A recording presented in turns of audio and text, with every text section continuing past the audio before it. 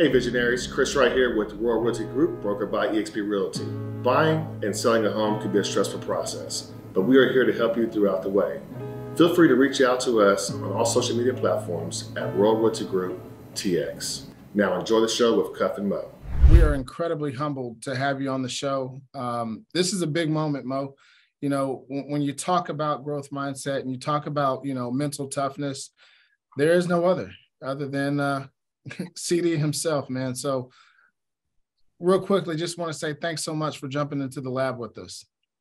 What an acknowledgement. That's really beautiful. Thank you, man. I appreciate that very, very much. And thank you for the invitation. What you guys have created here is pretty damn sweet. And I love that you're so committed to service. And, the description on the website of TheVisionLab is pure. So thank you for that beautiful acknowledgement, and also props to you guys for your commitment to serving people.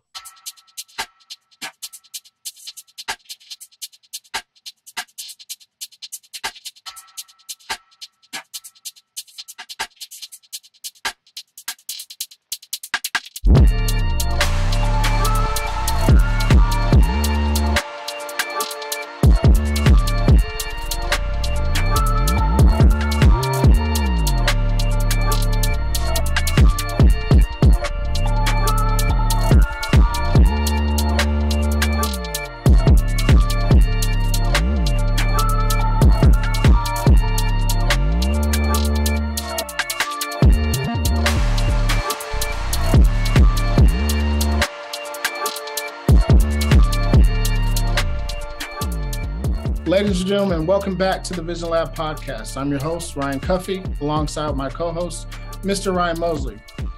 Folks, we got a special one tuned up for you guys today. So without further ado, Mo, who do we have on the show? Cuff, today's guest is a native of New Jersey. He is a speaker, a confidence coach, but most importantly, he is the author of the recently released book of mental toughness mantras. Please welcome Chris Dorris to the TheVisionLab podcast. Woo. How are you, sir? Best damn day of my life. Honest to God. It's a true story. Listen, so I gotta give the background on this, Mo. So I'm in a company-wide meeting, and a lot of times we're gonna have professional speakers come in and talk and things along that nature. And a lot of times they're good, right? But there's certain people I believe that God has placed in our lives that really can speak to you, right? That speak your language, are on the same wavelength as you. And I heard Chris talk, and I was just blown away, right? Because it's raw, it's real, it's none of the fluff and smoke and mirror. And so that resonated very, very well with me. He came back again. And just, you're talking about batting 1,000. And so, I talked to you after that, Mo, and I was like, look, we got to get this guy on the show because, we're really, really stretching ourselves to be better versions of ourselves, not only for us, but for all of our visionaries that, tune in week in and week out. And by the way, visionaries, if you do like this content, make sure you hit that like and subscribe button. And if you really care about somebody, go ahead and forward it over to a friend. But yeah, so we had to get him on the show, Mo. Oh, I love it. I remember the day you the first time you heard him speak, and I Chris, to your credit, he doesn't often call me and say, hey, we have to have this person on the show. But you were one of those people he called and was like, I'm setting this up, like get the schedule out, let me know when we're available, like get it done. So kudos to you, sir. Well, that's awesome. You guys are so gracious. Thank you so much. And Cuff, I do want to acknowledge though what actually happened because it's profound. And we were in the middle of our workshop. I was down at Devin Banis's pad in Florida, right? Yeah. And we were doing a workshop, a mental toughness workout on the nature of the most powerful state of mind that a human can be in for getting shit done, which we call the all-in state. Towards the end of the workout, I asked everybody on the call, we all did an exercise. And I asked you to pick a couple things, something of a personal nature, something of a professional nature, and get all in on it. And I shut up, I muted and just said, do what you got to do inside yourself to get all in on that. And go take some action like now. Because that's part of being all in is removing the time. that we've been taught to put between ourselves and the shit that we want. It's stupid. So the exercise was make a decision, not a goal, right? And go act on it. And what you did was cool. Yeah. Put it right in the chat. I mean, talk about being bold. You said, here's what I decide we're going to have you on the show. And I said, done. Yeah. Look how that works. Yeah. Right? Facts. I mean, and that was nice. Everything that you say, right? Like, that's what I think people understand it, right? And we're going to get into the bulk of what I want to talk about today, but like, it is that action piece and removing all obstacles or barriers or things that will inhibit you from being the best version of yourself, going after those goals, dreams, or visions, right? Let's start from the beginning. What is mental toughness? Because you are the mental toughness coach. So talk to us about that. What is mental toughness? Yeah. So I use the term because I love it. It's accurate. It's cool, but it still needs some explanation. So I appreciate that question. Mental toughness includes, but sure as hell is not limited to like the offensive lineman or like the Navy SEAL mentality, balls to the wall. That's part of course. But this is a definition. I think this is a great, very accurate definition of what mental toughness is. It is the result. Mental toughness is the byproduct of having committed yourself to do the real work, like the real work of reprogramming yourself, specifically the way you use your mind, so that you are able to respond to all of life masterfully. So that your mental toughness is the product of strengthening your response-ability, your ability to respond to life with enthusiasm, with creative genius, with grace and mastery. So your mental toughness is the result of reprogramming the way you experience life so that you can get faster to the creation of excellence and do it with less effort. So I absolutely love it. There's a lot to digest there. The byproduct of doing the work, right? But before we do the work, let's talk about the work itself. Why is this your why? Why is this so important to you? You great questions, man. You're really good at this, dude. So I grew up and when I was really young, we were very fortunate. My dad made a whole lot of money, but he also drank himself, to death. And after he died, we went from rich to poor. So I was accustomed to like the wealthy part, and it was nice. He died when I was 9. So we had a beach house, and for a few years, at least after he passed, we were still able to use the beach house until it had to become a source of income. It was just a rental property. We never got to use it really for ourselves. But my neighbors at the time were amazing. They were this old retired Irish couple named Dan and Mame. Those are names. That's right, Mame. Wow. And the last name is Kane. I know, right? So it was Dan and Mame Kane. And they were super close to my dad. And I just love them so much because, it's funny, they had one child, it was a daughter, and their child was a daughter, right? The Canes. What do you think they named her? Abel. That's a good guess. Candy. Candy cane. Okay, that's funny. That's how these people roll. But they were just so full of love and light and levity and joy and celebration and community and camaraderie and inclusion. All the things good. Humor, lightness of being, pure. And so, like, my house after my dad passed became really unpleasant. It was characterized by scarcity and fear, even some paranoia, maybe, some anger, and a lot of struggle, a lot of unnecessary suffering. So my bedroom faced the Kane's house, and they would have happy hour. This is down the Jersey Shore, a town called Sea Isle City, right? And they were 4 houses from the beach. We were a 5th one, so right next door. So they would host every week of the summers. They would have some different family that they're hosting, some guests staying with them, like the Coffees or the Hecklers or whoever it was. And they would have happy hour on their front porch and have hors d'oeuvres. And I'd always walk back from the beach and see them. They invite me over, and I'd see everybody, say hi, get an hors d'oeuvre or something. And then what happens is they go inside for dinner, and then they would retire to the back patio for cocktails and damn hysterics. Like, I mean, hardcore laughter all damn night. So I'm in my room, like reading Hardy Boys, you know, and I'm just here. You know how contagious laughter is, like mirror neurons and that. You don't need to know what is being laughed at, and you would just catch the laughter, the humor, you know. Right. So I just noticed myself laughing, and that was so. What happened was, and I wasn't conscious of this at the time, but it's so clear to me now, right? Like 2020 hindsight. Like what was happening was I was becoming very acutely conscious of a very stark contrast between the darkness, the heaviness of my home, and the levity and the beauty of my neighbors. Choice on how to live.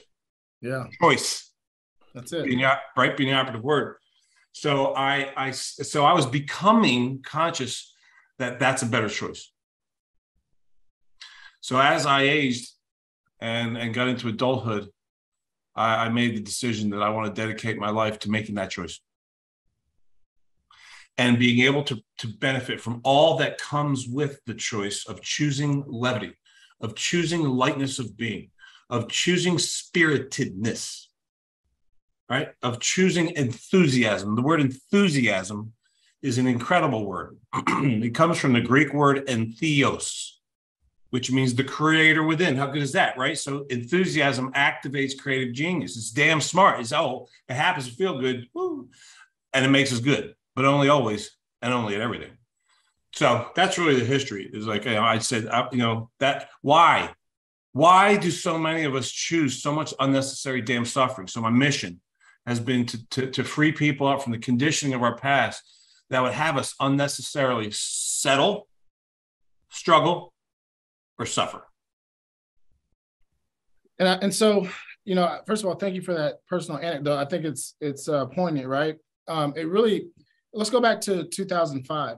Okay, Creating Your Dream was a book that you wrote. By the way, visionaries, make sure you get to Amazon and get a copy of that book. But you released it in September last month, right, of 2005. So that's been out for what, 17 years. What was the? It's crazy, right? It's weird. but first of all, I love the title, right? Creating Your Dream. And I think that along with mental toughness, you teach people how to really grab a hold of their dream and make it a reality. So what was the idea behind Creating Your Dream? So I actually like the subtitle of the book better than the title. Confidently stepping into your own brilliance, right? So now this is actually a workbook, right? It's got all these like almost every page has like a thing to do. This isn't a book you read, it's a book you do, right? So my mission is for people to have, my definition of success, by the way, is having your life on your terms, but you cannot have your life on your terms if you don't know what the hell your terms are. That's good. Okay, so, and most of us are too busy surviving to even consider what does thriving look like. So this is a book, right? This is Chris, go ahead. Chris, you just said something. So the whole surviving versus thriving thing, right? Like I've consciously made a mindset shift in regards to like, I'm not really concerned with quote unquote surviving anymore. Like now it's about thriving, and Cuff knows like my own personal journey, like as far as like from a professional standpoint, like I basically just put myself in uncharted territory, if you will, at the beginning of this year.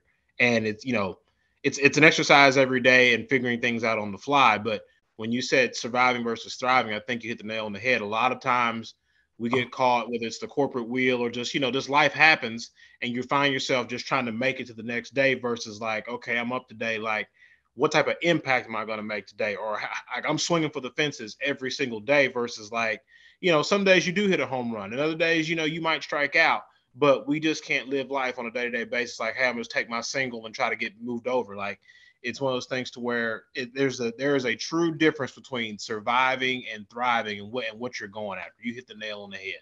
Well, man, what's fascinating is that the Gallup industry, who, they do all these surveys, they like do the census and stuff, but they do a lot more than that. They do all these different kinds of surveys all around the United States. And one of them is on job satisfaction. And they do it every year. They've been doing it for 3 decades. And the results that they get back is that 84% of Americans report disliking their careers. You get that? Yeah. That's more. That's ridiculous. Yep. A lot of people dreading Sunday night going into Monday mornings. Damn right. And that's why there's like bullshit like TGIF. Why isn't it TGIT? Why? Thank God it's today. Yeah.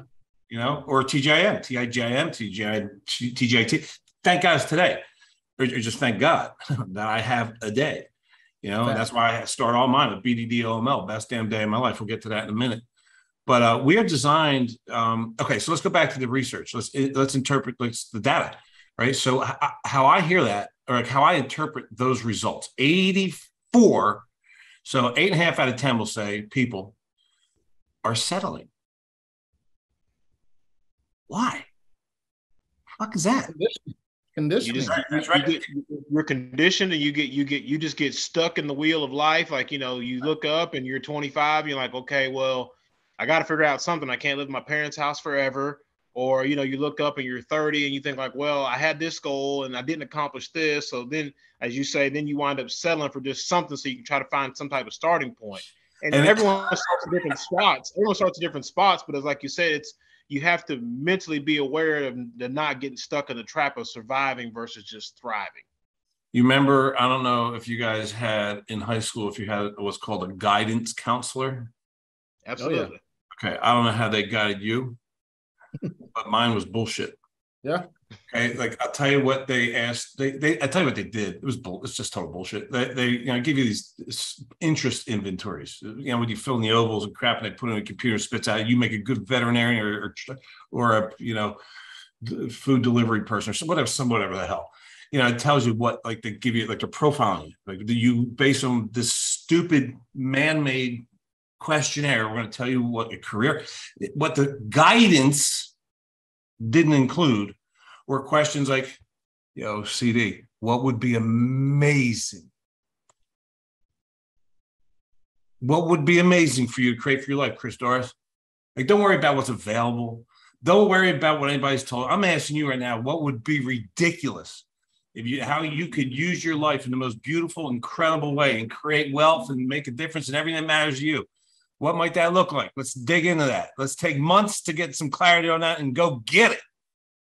That didn't happen. That wasn't there. No. That wasn't there. And it didn't happen in the career counseling department in college, and it didn't happen in grad school either. It's nonsense. Bullshit. Right? So I'll go back to, like, we are designed to thrive. That's a fact. That's a fact. Look at any human peak performance research, and everybody describes peak performance as glorious. And it's like they feel like that's the me. Oh, that's me being a creator that I'm designed to be. We're designed to thrive, right? Not survive.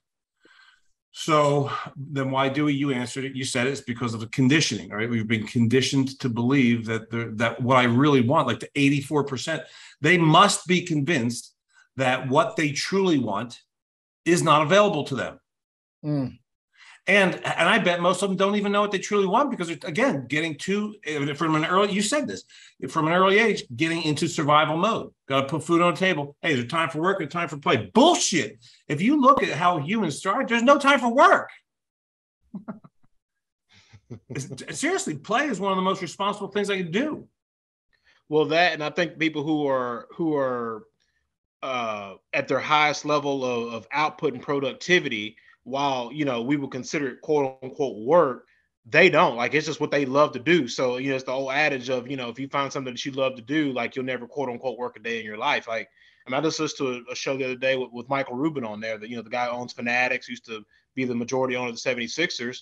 Wow. And he's like, I love what I do. He's like, people look at me like I'm a maniac because I work 15, 16-hour days. He's like, but to me, he's like, I just love it. He's like, I'll wake up at 4 a.m. He's like, and I'll go to bed at 10:30, 11 o'clock at night. He's like, and I'm back up by like 1:30, 2 o'clock. He's like, I just love it. And it's, his level of productivity is just out of this stratosphere or whatnot. But like you said, like, he's in a true maximum output, maximum amount of productivity. And it's one of those things to where it's not quote unquote work. He's in his playhouse. His playhouse just happens to be very, very profitable, So, CD, I want to get to this point because Mo, you hit something, a nail on the head. Like that is really the core tenet of what this show is about, right? How to help people become the best version of themselves. But before we do that, let's drop in this super cool commercial from a super cool cigar shop here in the North in DFW. Shout out to EB and Jacoby over at Blowing Smoke. Y'all check out this clip. Hey everyone, Edwina Brown here, owner operator of Blowing Smoke Cigar Lounge. We're located at 1604 North Interstate 35E in Lancaster, Texas. We would love for you to come see us. We stand on the 3 C's, which are cigars, our community, and our culture. Cigars, we have over 300 SKUs in our humidor, and it's still growing. Come check it out, a massive humidor. We also love our culture here, which we're about customer service, as well as community, which is why we're excited to partner with the TheVisionLab podcast. So come check us out. We're at this point, right? This is what you do for a living. I want to live in this euphoric state. I want to thrive and not survive. What are the mechanics? How do we get there? Practice. All right. So the first thing is heighten your awareness. All right, back up one step. All mental toughness or emotional mastery, okay, whatever you want to call it, is predicated upon awareness, your ability to self-inquire. I like to say that the most mentally tough / happiest / most successful people choose to live in a perpetual state of self-inquiry. I take no seconds off. No seconds off. And if that sounds exhausting, it's because you're not hearing it right. It's completely invigorating. What I'm saying is I take no seconds off from practicing elevating my state. That is not exhausting. What's exhausting is spending so much of my life having a problem with reality. Okay. So the practice starts with this. Pay attention. You can do a few things. Watch your mouth. I love that mantra. Watch your mouth. More specifically, watch what comes out of it, because our language is the fingerprint of our thinking. And our thinking governs our lives. So what I say, what comes out of my mouth, is a dead giveaway. It's like evidence, indisputable evidence of what I'm thinking in the moment. So when you start to pay attention to the language that you say, right, that you're articulating, you will realize you may not agree with a whole lot of it. You might realize that's not even me speaking, right? I was just coaching a dude a few minutes ago, and we're talking about exactly this. And in a sentence after we're talking about it, he goes, "Yeah, it's true, but then again, I guess so. Well, really, we're learning how to deal well with all the bullshit we're dealt." I'm like, "What did you just say?" And he's like, "Oh man, oh my god." I'm like, "See, whose language is that? Do you live in a world where bullshit gets dealt to you? That's your world. That's the world you create for yourself. You live in a world where you're like a victim. You get bullshit dealt to you." Oh my gosh, I didn't even, whew. I'm like, here you go now, but now you're not. See, here you're doing the work, right? So it's paying attention. So here's something real practical. Like, I like to keep this easy because it can be. We just need millions of reps of doing an easy thing, like replacing complaints. So I invite everybody that's listening to this, starting now, aggressively, with lightheartedness, start reducing the frequency with which you complain. I read a research study that says, because I mean, complaining is bottom line, stupid. It's stupid. It deactivates all forms. It's like, if there's any gain, it would be like venting. But if you have a great mindset, there's nothing to vent in the first place, or bonding through negativity. But the expense of that far outweighs the gain. So it's just a dumb investment, but it's very popular. So start stopping complaining, reduce the frequency with which you complain, but actually utilize all of your complaints. Utilize them as an opportunity to get in a repetition of reprogramming your mind. So when you catch yourself saying stuff like, "It sucks," catch that and go, unless it doesn't, and just leave it at that. Because now you have literally just broken a neural pattern. So that's a thought habit. It's an auto response, like that guy.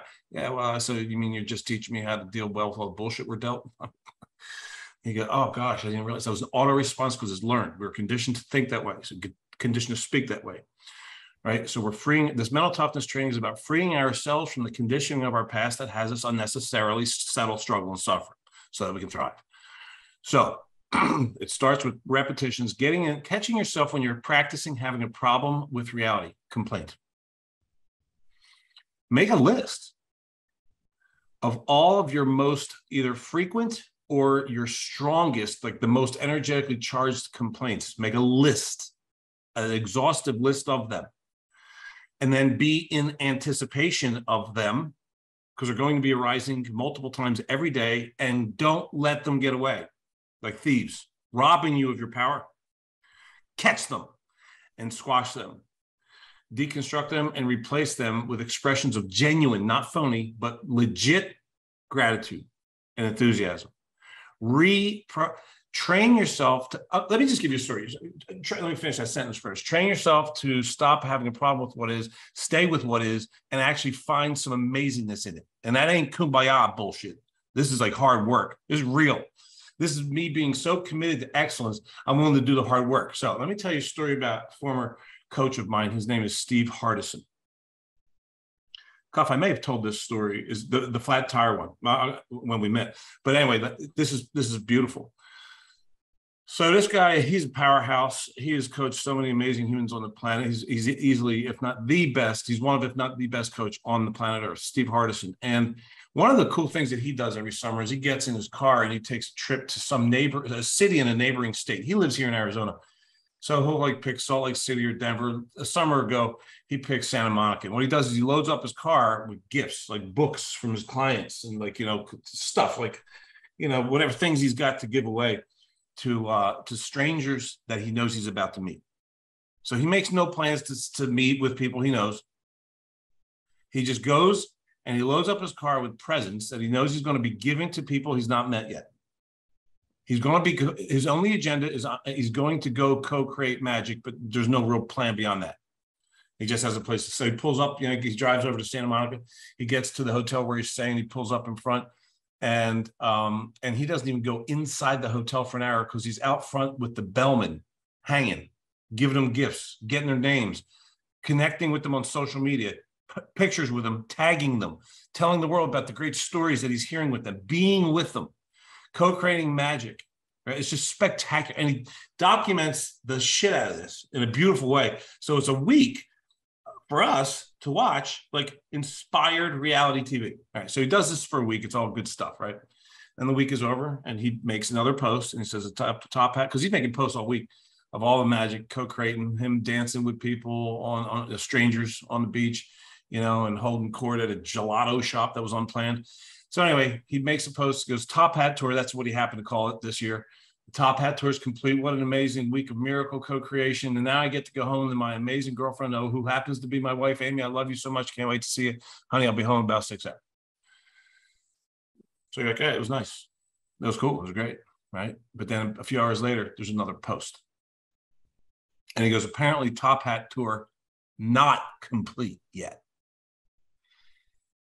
I get to create more magic. I got a flat tire in the middle of the desert.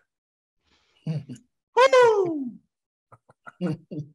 He drives a little Porsche and there's no room for a spare. So he's got a flat. Now I'm going to say these details. And as you're listening, everyone pay attention to the auto responses in your head. He's got a flat tire with no spare and 120 miles out from home in the middle of the desert. That's 120 degrees out.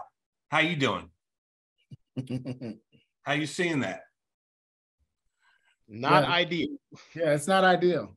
Yeah, right. So when I tell this story, in a room full of people, I look around, I see people going, oh, and I go, hold that. Like their auto response. They're like, oh man. Like, whoa, that ain't even you. That isn't you. That's you being programmed. So he goes straight into being pumped. Like he's like, I get to call Porsche roadside assistance.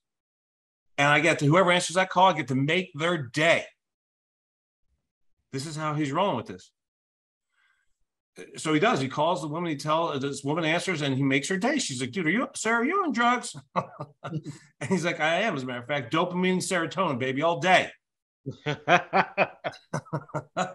and she's like, this is not typical. I wish, my goodness, you're making my day, sir. I wish I would get more calls like this. He goes, all right, well, so what are we going to do? And she goes, well, I'm sending Billy out. Billy's going to come with his flatbed and pick you and your car up. And Steve's like, oh man, Billy, that guy is about to have the ride of his life, and he doesn't even know it yet. And of course he does, because Steve gets all in his world. And what a gift. I mean, he's basically getting like $10,000 worth of free coaching from the best coach on the planet, the ultimate coach. So that all goes down. So I'm telling this story, right?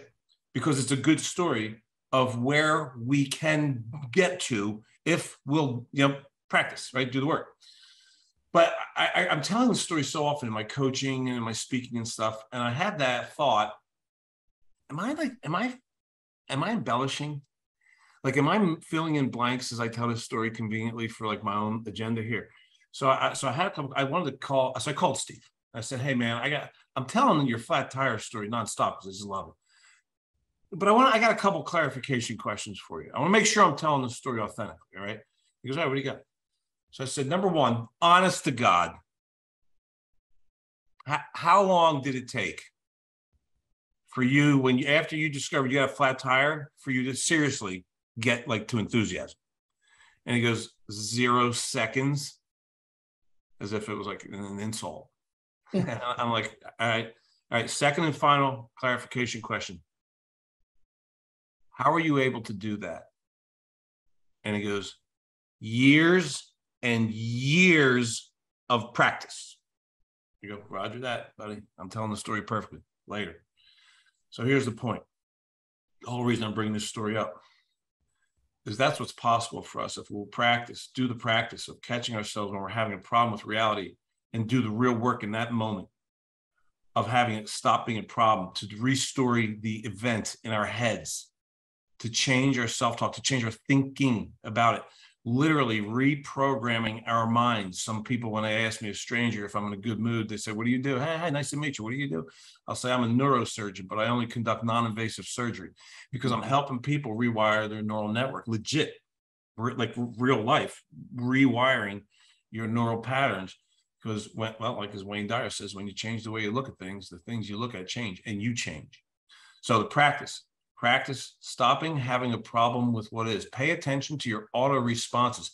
See if you can reduce the amount of time systematically over time that you spend in a state of wishing shit was different, or in a state of like having a problem with what is, like being in a complaint, like say your refrigerator breaks and you go. Well, it's funny you mention that, right? Because, you've recently purchased this book, which Cuff and I can't wait to get our hands on. We'll talk about that offline, but you've recently published this book of, the mental toughness mantras, right? And literally we're talking about, essentially going against the woe is me response, so on and so forth, right? But I want to know, one, like, and I hate to ask this in its simplicity, but one, like, what is the thought process or the vision behind the book and its title?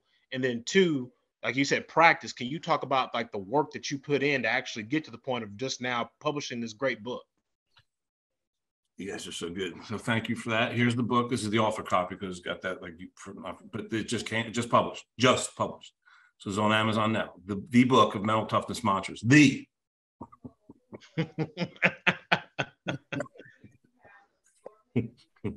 So over, 27 years, however long I've been doing this, over all that time, me and my clients in session come up with these cool phrases.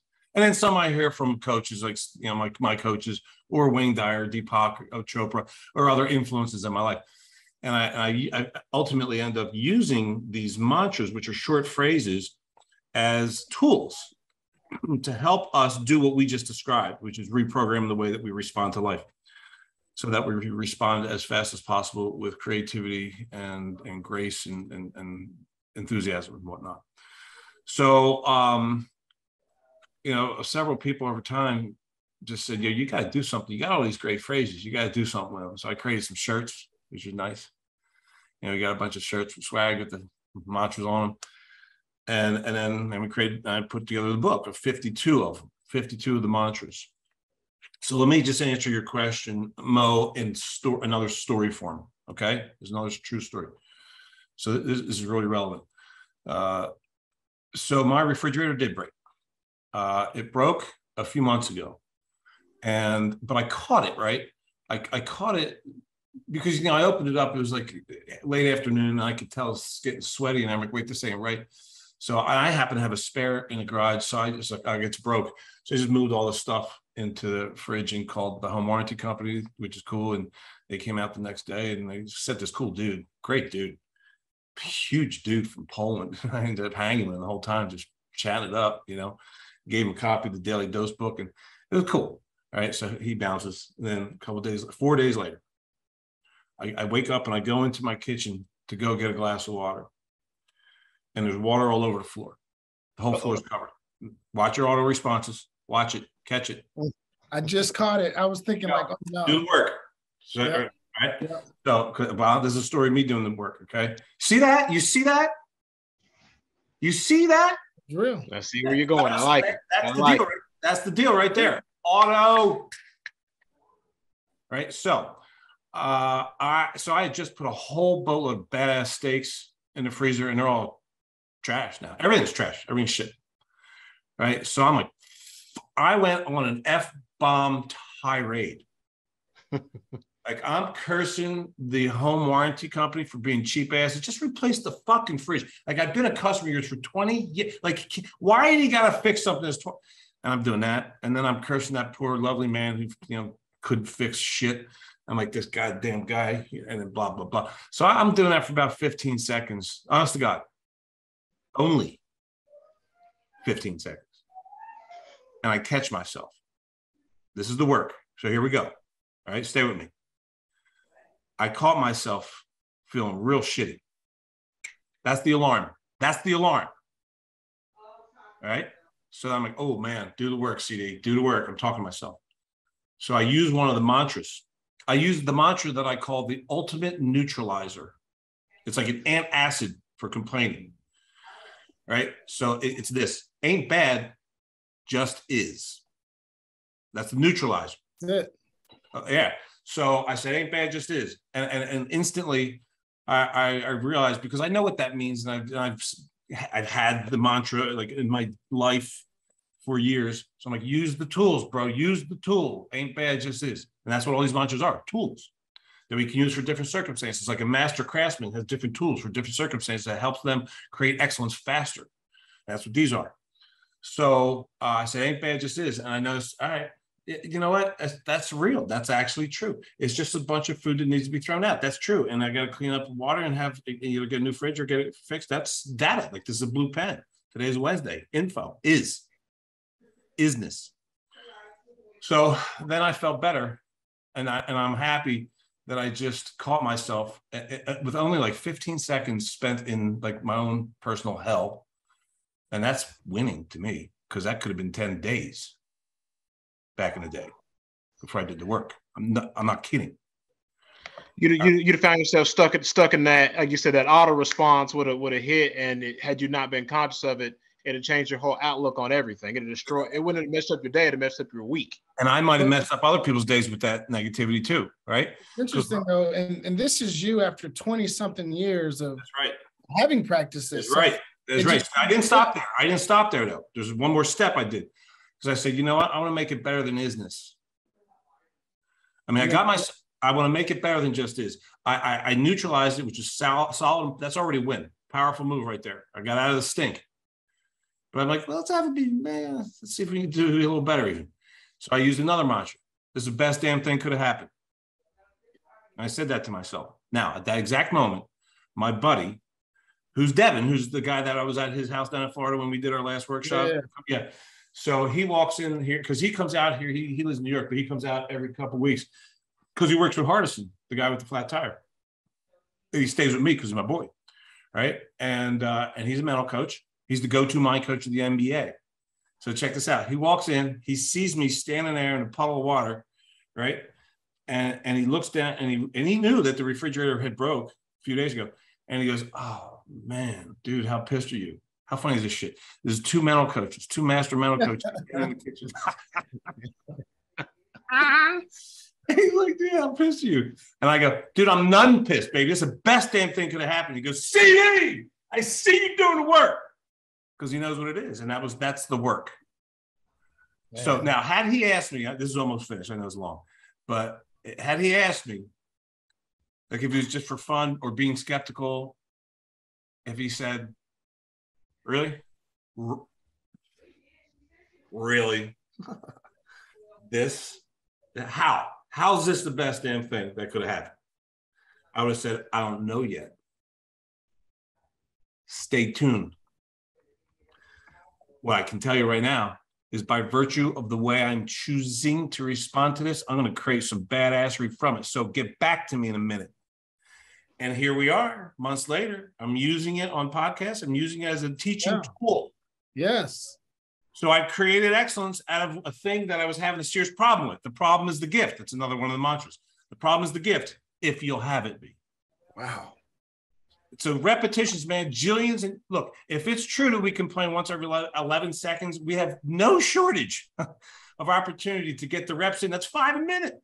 So let's get the reps in, folks. All right, get the reps in and strengthen the way that you're automatically, make your auto response get closer and closer every day to the point where, like Steve is, where your auto response is enthusiasm. Man, you're talking about, Mo, this wasn't, these weren't gems. These were freaking atomic bombs that he's been dropping. Oh, my God. So, Chris, I think Cuff and I are in agreement that we're going to have you back on for part 2 because there's a whole lot of different areas that we can definitely dive into. But that said, if you want to be on. Absolutely. Yeah, I love what you guys are up to. This is fun as hell. But there is one condition. What's that? Where are the goddamn cigars? Yes. I'm going to bring I love sticks. I smoke. I'm alone. I smoke in my house. Me and Deb is smoking inside all the damn time. So next time, I will not do this show unless we all got sticks. Say less. Say less. Say less. Well, hey, so since you're on that thread, it's reached the point of the show where we call it landing the plane. This part of the show is brought to you by the good folks at Sagamore Spirit. Thank you to Kevin Plank, Tim, everybody involved with Sagamore Rye. Visionaries, you guys know we don't have anything on the show that we don't stand behind from a product standpoint. For all of you rye lovers out there, hell, if you're a whiskey lover, get your hands on a bottle of Sagamore Spirit, Specs, Twin Liquors, Goody, whatever your neighborhood liquor store is, go in there and ask for a bottle of Sagamore Spirit. There are a few hard truths to whiskey that most brands don't like to admit. First, there's a lot of it. And second, despite its lore and romance, whiskey is often complex and intimidating. Is that high or low proof? Toasted or charred? Aged or finished? Straight or blended? Imported or American? Endless options, endless questions, endless confusion. But there is a whiskey out there that makes selecting it simple. An exceptional spirit made with local ingredients and committed to its communities. That's us. That's Sagamore Spirit. Sagamore Spirit has been and always will be more than just whiskey. Our work, your work, is greater than the sum of its parts. Keep the momentum moving. And one more thing, it's whiskey. Have fun with it.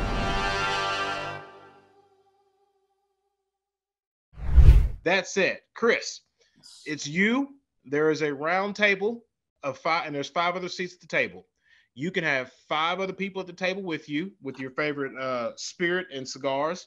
And the only stipulation we put on that question is that you can't have God at your table because who wouldn't want to talk to him? Outside of that, dead or alive, who do you want at your table? Buddha.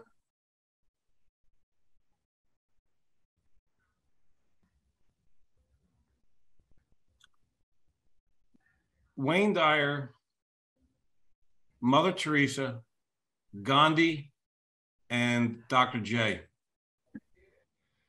I believe you are the first person to say Buddha, Mother Teresa, and Dr. J. And who's Wayne Dyer? Dr. Wayne Dyer, the late, great Wayne Dyer, one of my greatest influences. I quoted him earlier when I said when you change the way you look at things, the things you look at change. Yeah. Dr. Wayne Dyer is this brilliant, amazing healer, teacher, mentor, coach, written 1 million books. So look him up. He's great.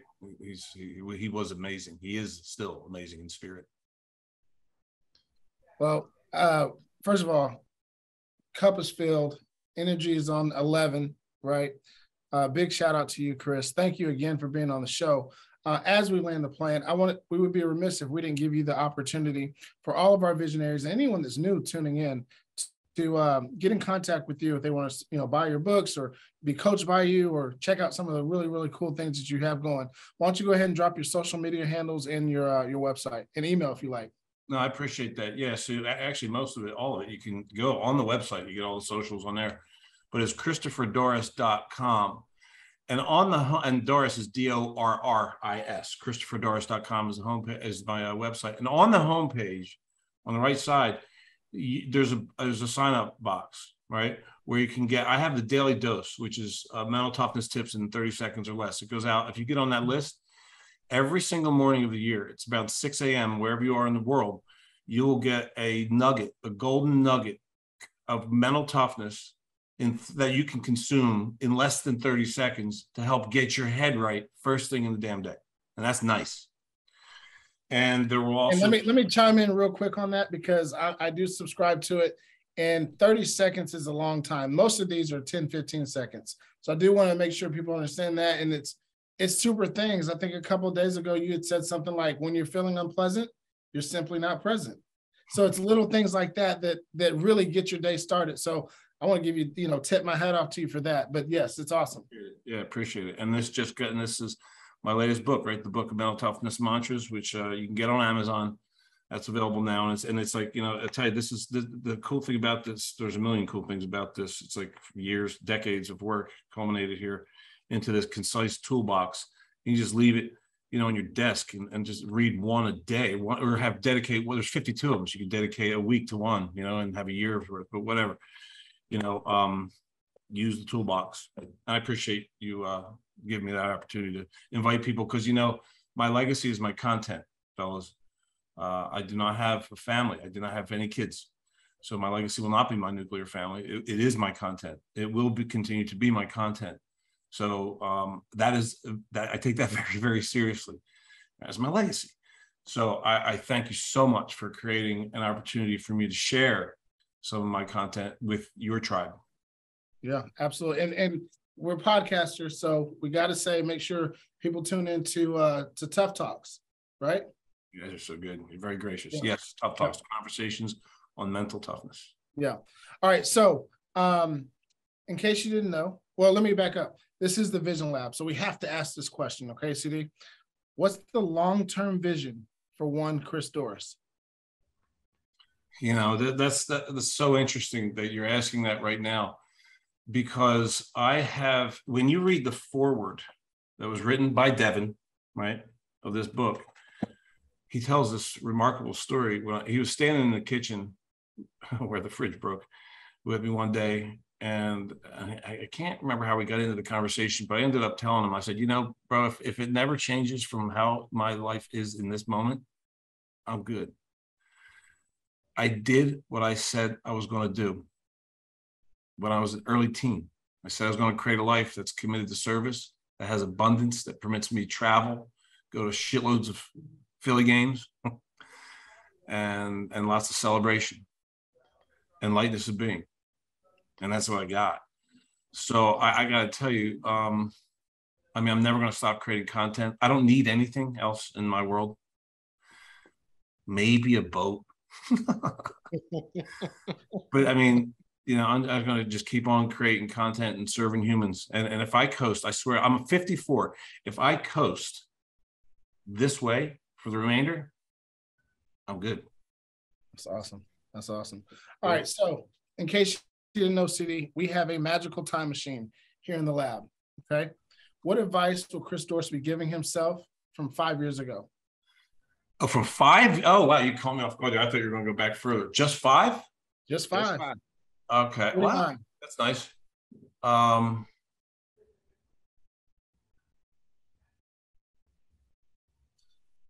I would say stop hoping that your new ideas are going to make an impact.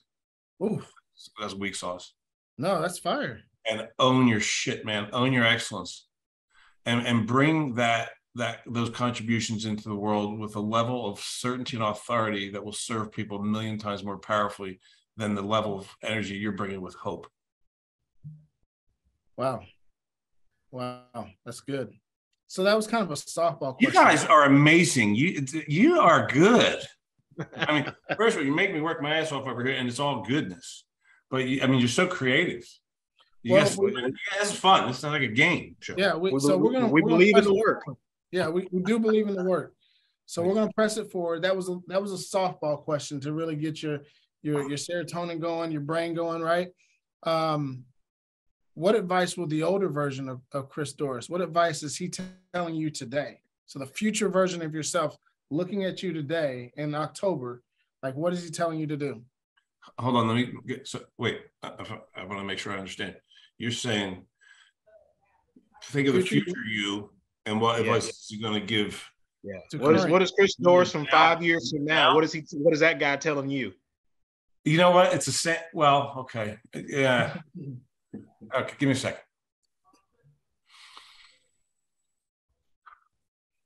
You got to love it when you can make a mental toughness coach think. Take a deep breath. Yeah, make him take a deep breath because we did something. I'm getting present with the question, and I'm creating space in my mind right now for the truth to arise into it. And so what I'm doing right now is surrendering the desire to try to come up with something real clever, and I'm shutting up. So if it's cool, I know it's a little weird to have silence on a podcast, but this is the deal.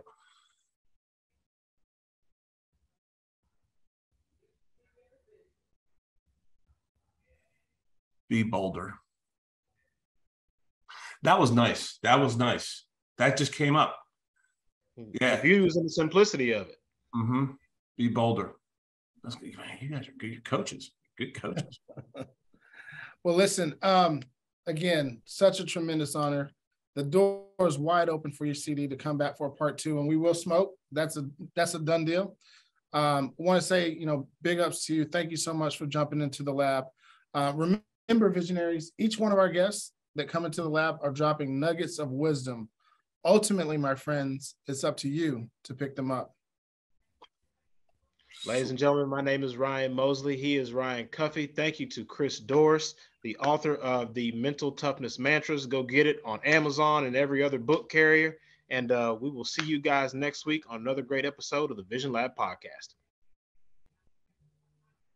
Blessings.